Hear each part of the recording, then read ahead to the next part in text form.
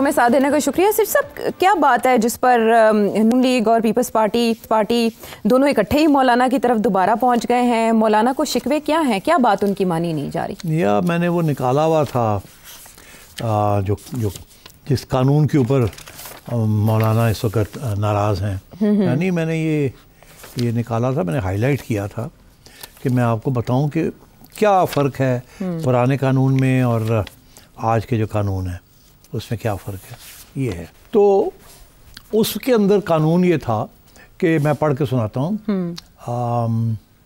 कि हर करिकुलम जो है जो पढ़ाते हैं मदारिस के अंदर जी निसाब, उसके अंदर contemporary quote unquote basic contemporary subjects भी इंक्लूड करेंगे। अच्छा, इन अ फेज्ड मैनर। ओके, मरहलावार। हाँ मरहलावार।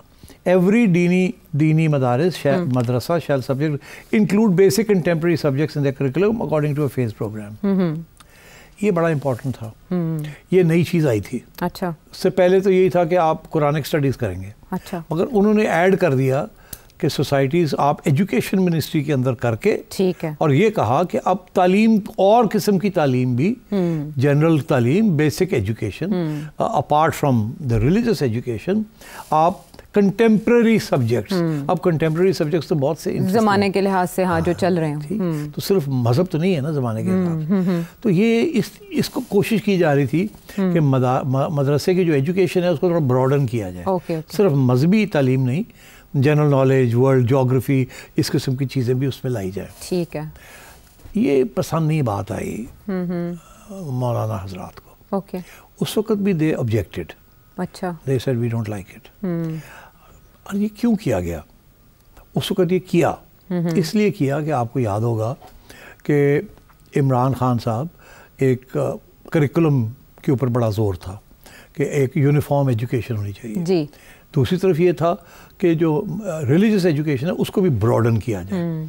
उस वक्त आपके ऊपर तलवार घूम रही थी FATF की, फाटफ की जी। और आपके ऊपर इल्ज़ाम ये लग रहा था कि आप जिस किस्म के रिलीजियस स्टूडेंट्स बना रहे हैं वो बड़े एक्सट्रीमिस्ट हैं एंड नैरो माइंडेड है and this is not good for the country. Okay, so ये प्रेशर था जिसकी वजह से उस वक्त की इस्टेब्लिशमेंट ने खान साहब को कहा कि आप मेहरबानी करके ये जो आप सिंगल करिकुलम कर रहे हैं उसके साथ इसको भी रिफॉर्म कर दें। अच्छा, तो उन्होंने कर दिया, जो हुक्म आया वो कर देता।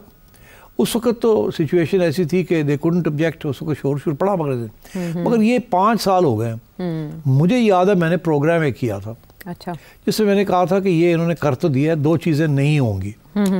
एक रजिस्ट्रेशन नहीं होगी, कभी भी वो नहीं रजिस्टर करेंगे विद द एजुकेशन मिनिस्ट्री, कभी भी वो एजुकेशन मिनिस्ट्री को अपने फंड्स जो हैं उसको ऑडिट नहीं करने देंगे। अच्छा, और कभी भी किसी और सब्जेक्ट को इंक्लूड नहीं करेंगे वो, क्योंकि ऑल 3 थिंग्स जो है वो जो सारी फ़लसफ़ा है ना रिलीजियस पार्टीज़ का, वो नहीं तस्लीम करते। वो आपको नहीं बताएंगे कि फंड्स कहाँ से आते हैं, कितने आते हैं, कहाँ से आते हैं, बाहर से आते हैं, यहाँ से आते हैं, ईद के दौरान कितनी कलेक्ट होते हैं, डोनेशंस कौन देता है, कौन नहीं देता, because 90% of these funds are out of books.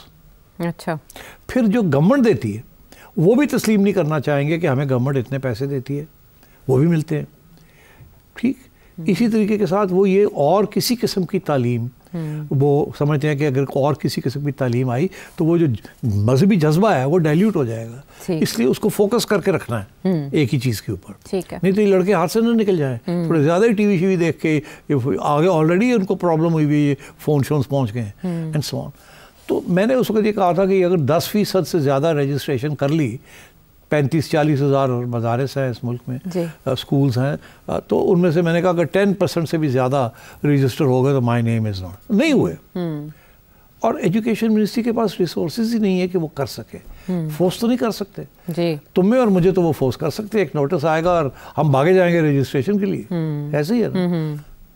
उनको 10 नोटिस आप भेज दें वो गया, makes no difference. Okay. Because the government doesn't have the power to implement its order. क्या करेंगे? चले जाएंगे वहाँ, भेज देंगे, LDA को भेज देंगे, CDA वालों को भेज देंगे। ये कोई बिल्डिंग तो नहीं गिरानी है आपने, ये किसी को पकड़ के तो नहीं ले जाना आपने, किसी के ऊपर टैक्स केस तो नहीं लगाना आपने। You are a tax payer, I am a tax payer, but tell me how many maulanas are tax payers. तो there is no leverage over the maulanas. So अब बात ये, and they don't want to give away this right. अच्छा. तो मैंने कहा था ये नहीं हो पाएगा, और वो 5 साल हो गए नहीं हुआ. तो अब तो मौलाना, अब मौलाना और लोग भी उस दिन से कह रहे हैं हमें नहीं एक्सेप्टेबल.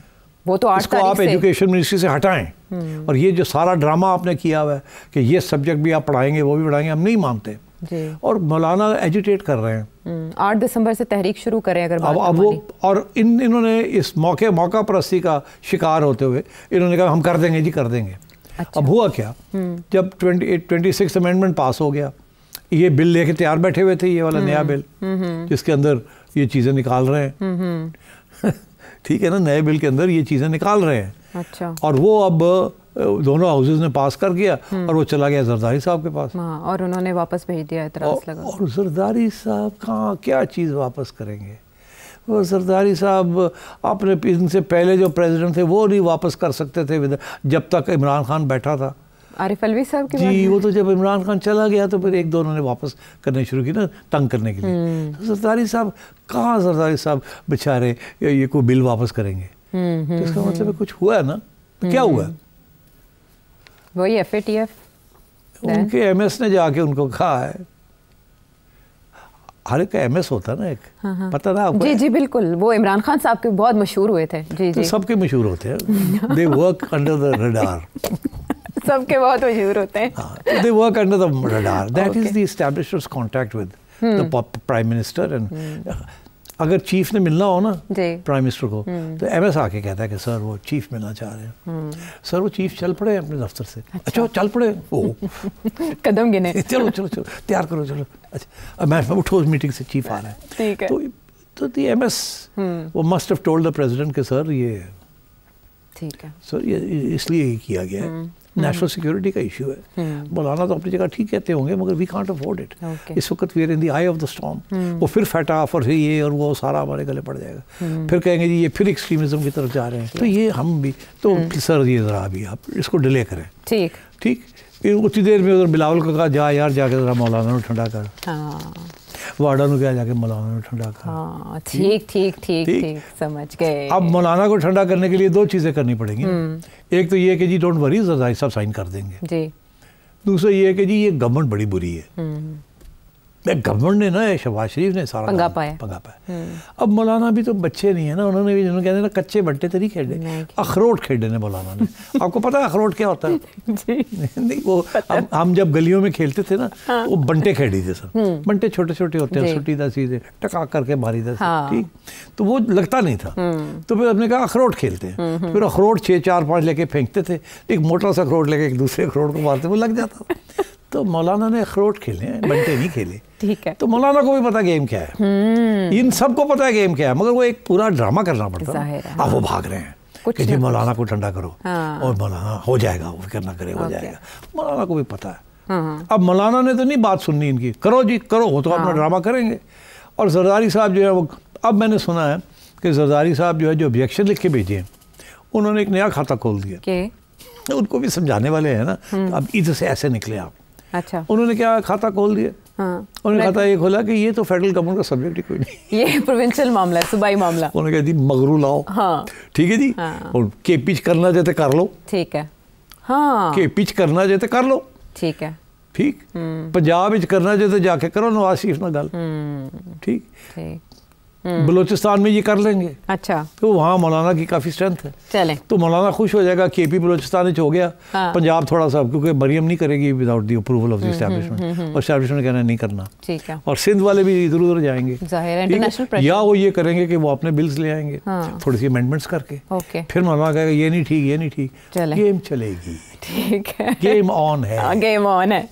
और कहेंगे मौलाना, लेकिन मौलाना 8 दिसंबर को किसको घुमाते हैं ये तो देखना होगा ना. मौलाना ने भी कहीं ना कहीं जाके टलना है. बहरहाल ये बड़ी इन डेप्थ एनालिसिस था मौलाना की शिकायत का, क्यों फैसल वावडा और बिलावल जाके मिले मौलाना को राम करने के लिए. अब वापस आएंगे और बात करेंगे पाकिस्तान तहरीक इंसाफ.